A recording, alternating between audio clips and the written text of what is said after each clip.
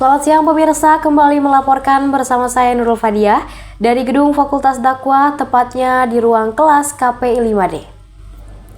Dapat Anda lihat pemirsa, ruang kelas yang ada di Fakultas Dakwah tampak terlihat ramai pada hari Selasa 18 November kemarin.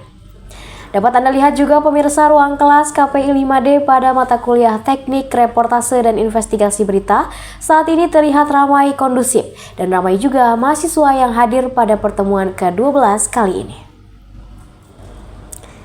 Pada pertemuan kali ini pemirsa agak sedikit berbeda karena pada biasanya pertemuan diawali dengan penampilan praktik kelompok reportase, namun pada pertemuan kali ini yaitu setiap kelompoknya yang sudah dibagi pada pertemuan sebelumnya untuk mempresentasikan rancangan proposal investigasi yang sudah mereka buat.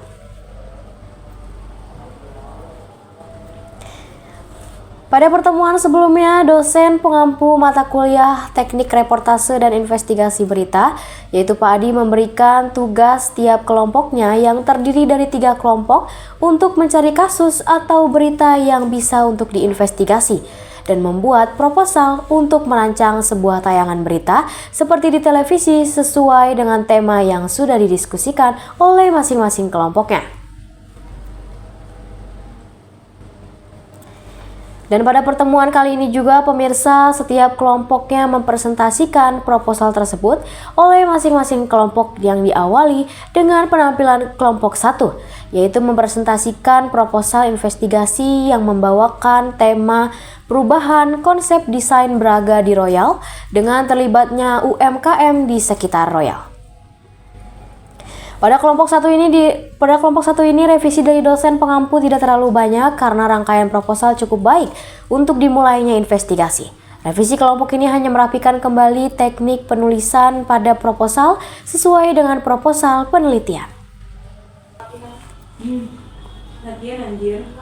Setelah kelompok 1 mempresentasikan proposalnya, dilanjut dengan presentasi proposal dari kelompok 2 yang membawakan tema investigasi SOP pada Kecamatan Petir yang sempat terjadi kebakaran sebelumnya, namun tidak ada perhatian fasilitas dari pemerintah.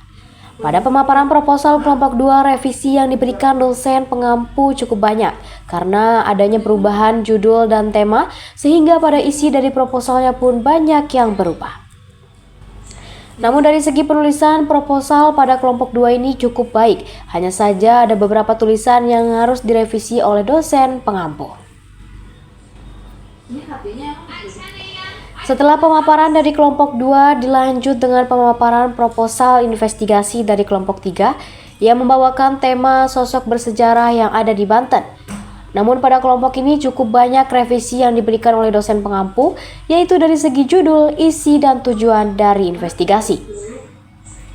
Pada kelompok ini judul yang diambil tidak cocok dengan kriteria investigasi karena bias beritanya. Maka dari itu pada kelompok ini akan merubah keseluruhan tema yang diajukan dan merubah isi dari proposal tersebut. Setelah selesainya pemaparan proposal investigasi dari 3 kelompok, dosen pengampu meminta atau memberikan amanah untuk segera dibuat tayangan berita tersebut dan mulai untuk melakukan observasi investigasi sesuai dengan proposal yang diajukan.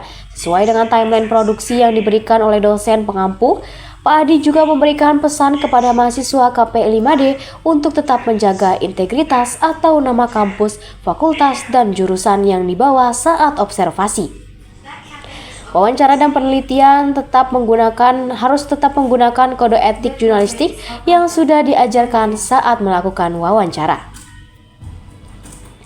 Dan untuk absensi pada pertemuan selanjutnya, pemirsa tidak melakukan pertemuan di kelas karena pada timeline yang diberikan oleh dosen pengampu pembelajaran dialihkan pada observasi tiap masing kelompoknya. Untuk sistem absensi hanya dilihat pada pengumpulan learning journal yang dikumpulkan tiap mahasiswa pada room Google Classroom yang sudah tertera. Baik pemirsa, hanya itu yang dapat saya laporkan. Saya Nurul Fadia melaporkan dari Gedung Fakultas Dakwah. Pamit undur diri dan terima kasih.